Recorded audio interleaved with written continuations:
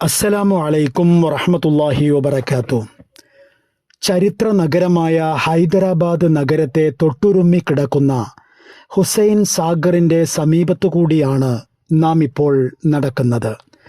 ഹൈദരാബാദിലെ മറ്റൊരു ചരിത്ര കാഴ്ച തന്നെയാണ് 5.7 ചതുരശ്ര കിലോമീറ്ററിൽ പരന്നു കിടക്കുന്ന ഈ കൃത്രിമ ജലാശയം. 1562 ഹസ്രത്ത് ഹുസൈൻ ഷാ വലി എന്ന മഹാൻ നിർമ്മിച്ചതായതിനാലാണ് ഈ ജലവിസ്മയം ഹുസൈൻ സാഗർ എന്നറിയപ്പെടുന്നത്. തടാകത്തിന് നടുവിലായി ഒരു കാവലാളെ പോലെ 1992 മുതൽ ഗൗതമ ബുദ്ധൻ്റെ പ്രതിമയുണ്ട്. ഒറ്റക്കല്ലിൽ തീർത്ത ഈ പ്രതിമയ്ക്ക് 18 മീറ്റർ ഉയരമുണ്ട് എന്ന് ഇവിടെ രേഖപ്പെടുത്തപ്പെട്ടിരിക്കുന്നു.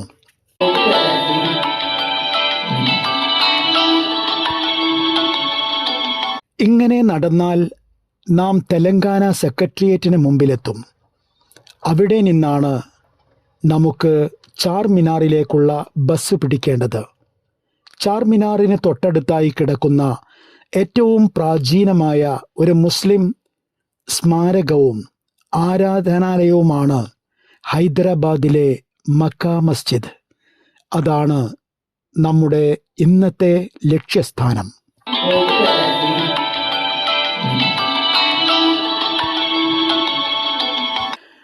ഇസ്ലാമിക സംസ്കൃതിയുടെ ധാരാളം അടയാളങ്ങൾ കൊണ്ട് സമ്പന്നമായ ഹൈദരാബാദ് നഗരത്തിലെ ഏറ്റവും പഴക്കമുള്ളതും വലിയതുമായ മസ്ജിദാണ് മക്ക മസ്ജിദ്.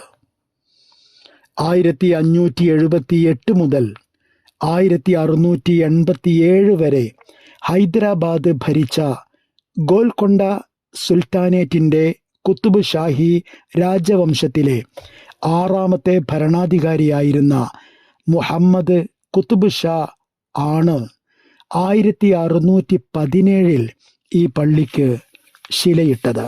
തൻ്റെ സുൽത്താനേറ്റിലെ ഏറ്റവും വലിയ ഇസ്ലാമിക പ്രതീകമായിരിക്കണമെന്ന അതീവ താൽപ്പര്യമുണ്ടായിരുന്ന സുൽത്താൻ ഈ പള്ളിക്കുള്ള തറക്കല്ലിടൽ ചടങ്ങിലേക്ക് പ്രദേശത്തെ പല ഉന്നതരായ മത നേതാക്കളെയും മറ്റും ക്ഷണിക്കുകയുണ്ടായി. എങ്കിലും അവരാരും ആ ചടങ്ങിന് എത്തിച്ചേരുകയുണ്ടായില്ല. പരിശുദ്ധമായ മക്കയിൽ നിന്നും കൊണ്ടുവന്ന മണ്ണ് ഇതിൻ്റെ നിർമ്മാണത്തിന് ഉപയോഗിച്ചിട്ടുള്ളതിനാലാണ് ഈ പള്ളിക്ക് മക്ക മസ്ജിദ് എന്ന് നാമകരണം ചെയ്യപ്പെട്ടത് എന്ന് ചരിത്ര വായനകളിൽ കാണാം. 8,000 തൊഴിലാളികൾ രാപ്പകലില്ലാതെ ജോലി ചെയ്തുവെങ്കിലും കുത്തുബ് ഷാഹികൾക്ക് ഇതിൻ്റെ നിർമ്മാണം പൂർത്തിയാക്കുവാൻ ഭാഗ്യമുണ്ടായില്ല. കല്ലുകളും ഗ്രാനൈറ്റും കൊത്തിയെടുത്താണ് പള്ളിയുടെ ഭാഗങ്ങൾ നിർമ്മിച്ചിരിക്കുന്നത്. ഇത്രയും വില കൂടിയ വസ്തുവകകൾ കണ്ടെത്തുവാനും ഖനനം ചെയ്തും പാകപ്പെടുത്തിയെടുത്തും തയ്യാറാക്കുവാനും ഏറെ കാലമെടുത്തു. അതിനാലാണ് നിർമ്മാണം പ്രതീക്ഷിച്ചതിലും വൈകിയത്. അതിനിടയിൽ ഗോൽക്കൊണ്ട സുൽത്താനേറ്റിൻ്റെ കാലം അവസാനിക്കുകയും മുഗൾ കാലം തുടങ്ങുകയും ചെയ്തു. അതിനാൽ 1693 ഔറംഗസേബാണ് പള്ളിയുടെ പണി പൂർത്തിയാക്കിയത്.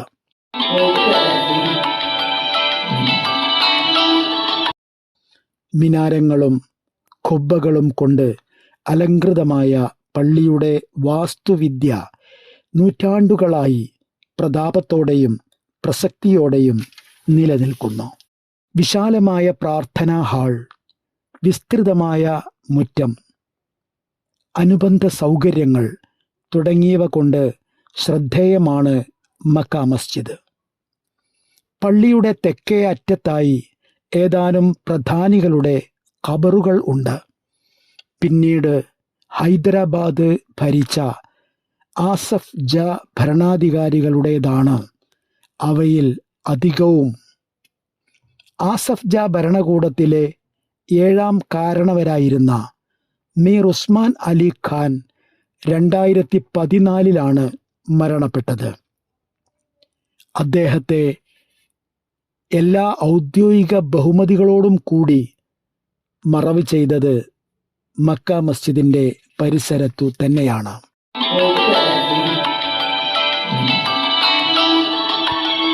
2007 മെയ് 18 വെള്ളിയാഴ്ച ജുമുഅ നിസ്കാരത്തിനിടെ ചില ക്ഷുദ്ര ശക്തികൾ ഈ പള്ളി അങ്കണത്തിൽ ബോംബ് സ്ഫോടനം നടത്തി.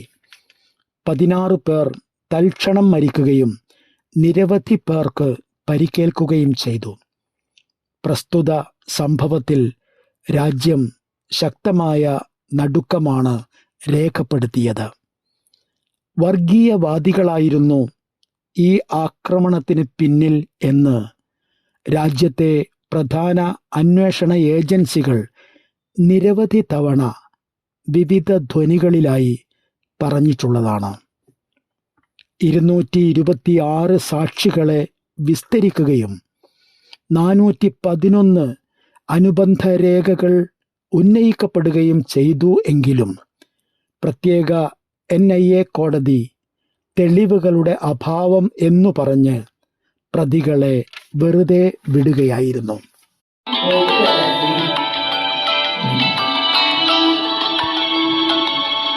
ഹൈദരാബാദ് എന്ന ചരിത്ര നഗരത്തിലെ പ്രധാന കാഴ്ചകളുടെ നടുവിലാണ് മക്ക മസ്ജിദ് സ്ഥിതി ചെയ്യുന്നത്.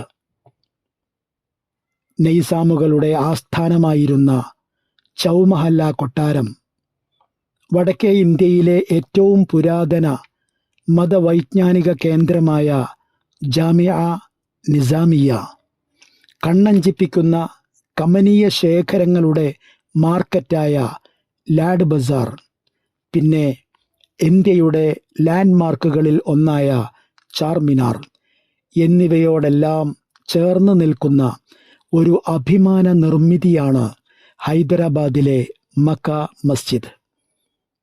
2014 യുനെസ്കോ ലോക പൈതൃക താൽക്കാലിക പട്ടികയിൽ ഉൾപ്പെടുത്തിയ ഈ ജുമാ മസ്ജിദ് തെലങ്കാന സംസ്ഥാനത്തിലെ സംരക്ഷിത സ്മാരകമാണ്.